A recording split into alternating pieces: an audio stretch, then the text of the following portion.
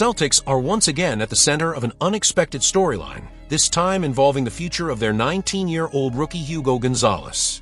According to a scenario raised by Zach Buckley of Bleacher Report, Boston could send Gonzalez along with a second-round pick in the 2026 draft to the Washington Wizards in exchange for forward Justin Champagnie.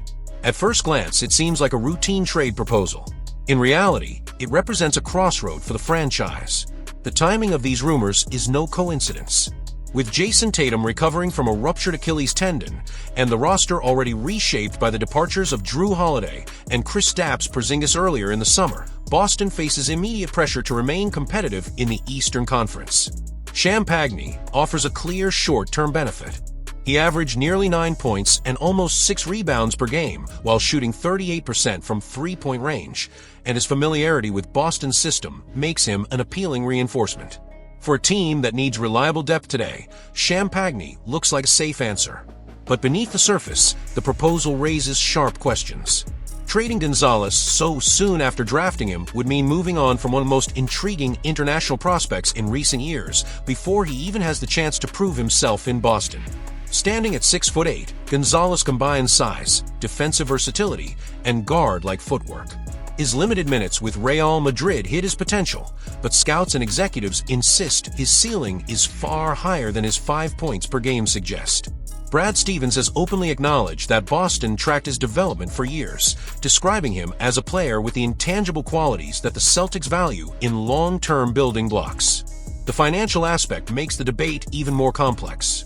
Gonzalez is under a rookie-scale contract through at least 2027, giving the Celtics flexibility at a time when the salary cap punishes franchises with expensive rosters.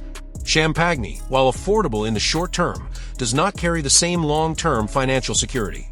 For Washington, acquiring Gonzalez would align perfectly with their rebuilding strategy. They would secure a lottery-level talent and an additional draft asset in exchange for a rotation player. For Boston, the question is whether the immediate benefit justifies the long-term sacrifice. Reports suggest that Boston's front office is weighing these considerations carefully.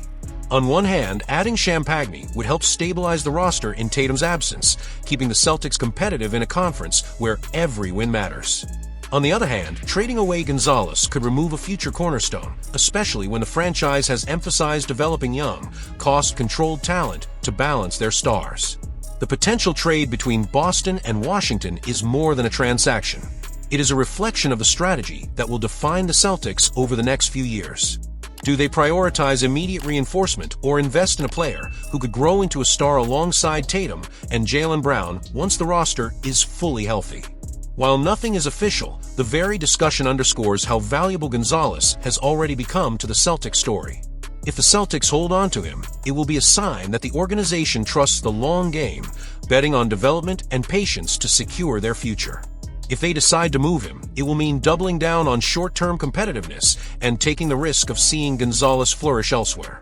Either way, this proposed swap with the Wizards highlights just how fine the line is between building for today and protecting tomorrow. Boston Celtics may have just set the stage for one of the most unpredictable moves of the entire NBA offseason.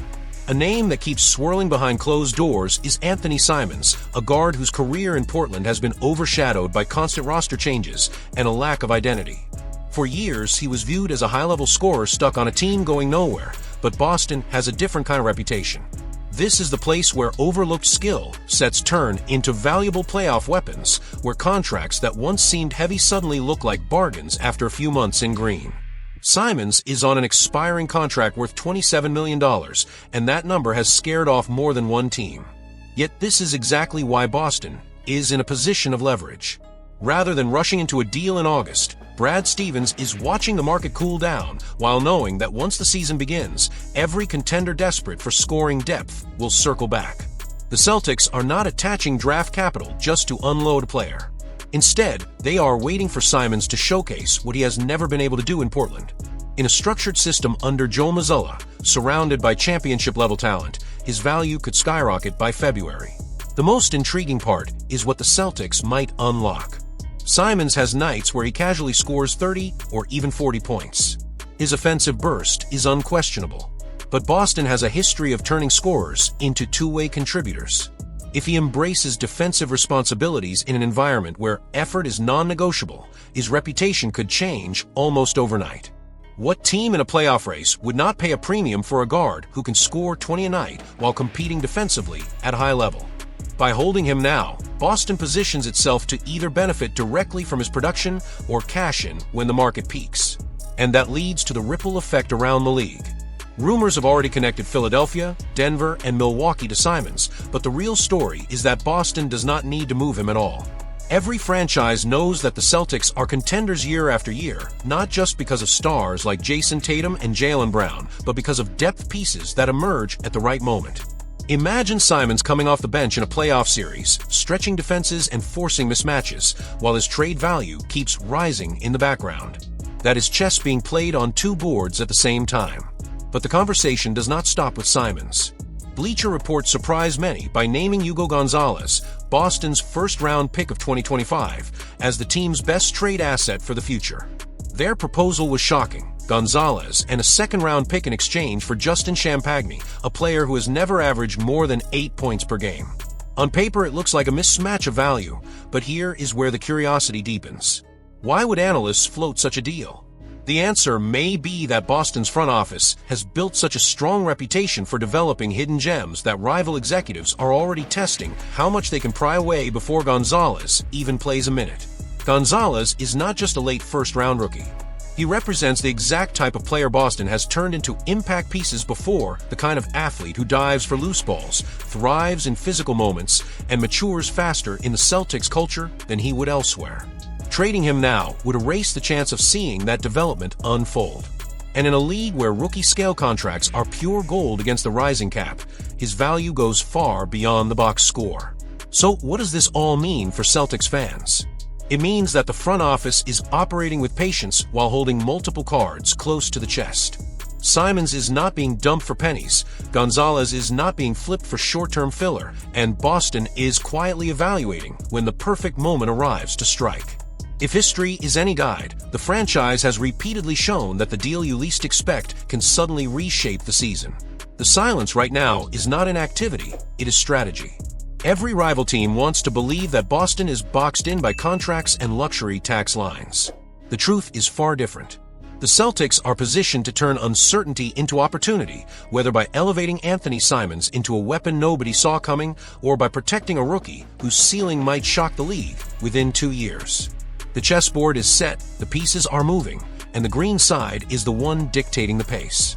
Find themselves in one of the most fascinating transitions in recent franchise history, and the name quietly drawing the most attention is not one that casual observers might expect. Neemias Queta, a towering 2 meters and 13 centimeters, is now being viewed inside the organization as more than just depth insurance. He is seen as a potential solution to a problem that money alone could not fix.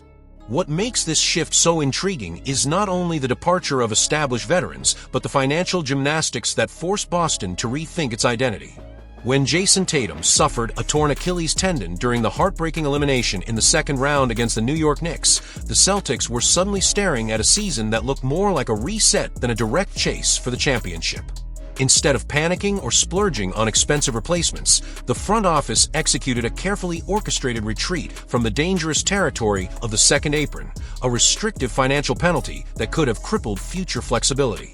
To accomplish that, the team let go of Drew Holiday and Kristaps Porzingis, names that represented star power but also ballooning costs, and Luke Kornet left for the San Antonio Spurs while Al Horford's future pointed away from Boston. This left the Celtics with a front court thinner than it has been in recent memory. On paper, a trio of Neemias Queta, Chris Boucher, and Luka Garza does not sound like the foundation of a dominant contender. None of them has log-heavy starter minutes in the league, and yet that is precisely where the story becomes captivating. Boston is not simply filling a gap, they are positioning Queta in a situation where his growth could alter the trajectory of entire roster strategy. According to Brett Siegel of Clutch Points, the Celtics are not expected to pursue additional depth through trades before the season begins, a choice that signals unusual confidence. Instead, they want to see how far Queta can stretch his potential. Last season, Queta averaged 5 points and 3.8 rebounds in just under 14 minutes per game, numbers that would hardly make headlines, but his 65% field goal efficiency over 62 games proved that he knows how to maximize his minutes. That durability, combined with his frame and timing, makes him an intriguing puzzle piece. The most compelling detail is financial. By slotting Queta into a larger role, Boston essentially transforms a player with a cap hit of $7.2 million into a weapon that could perform far above his contract value. In an era where efficiency is not only about shooting percentages, but also about resource allocation, this could turn out to be one of the smartest plays of the summer. Consider the wider context. The Celtics are not entering this season expecting to dominate headlines with star duos or super team labels. Instead, they are constructing a test case for resilience. If Queta thrives, Boston gains a cost-controlled interior presence during a year when the salary cap threatens to suffocate ambitious franchises. If he stumbles, the Celtics still retain financial mobility to adjust next summer without being chained to long-term deals. This is not just a gamble, it is a carefully calculated experiment. Chris Boucher's presence adds intrigue as well. The veteran has shown flashes of rim protection and floor spacing in Toronto, but Boston appears ready to give Queta the first shot. Luka Garza, though productive in bursts, has never appeared in more than 40 regular season games in 4 years with Minnesota, making him more of a depth option than a centerpiece. That leaves Queta with what every young player craves, a genuine opportunity to seize responsibility rather than wait for scraps. This is where the hope lies for Celtics fans. Even in what many describe as a sabbatical year, the organization is creating pathways for new heroes to emerge. Instead of mourning lost names, Boston is daring to invest in potential that could explode under the right conditions. Queta may not have been a headline signing or a high lottery pick, but every season in the NBA produces a player who breaks through when expectations are low. The Celtics are betting that this year that player could wear green and white, standing 7 feet tall and ready to redefine what this transitional season means.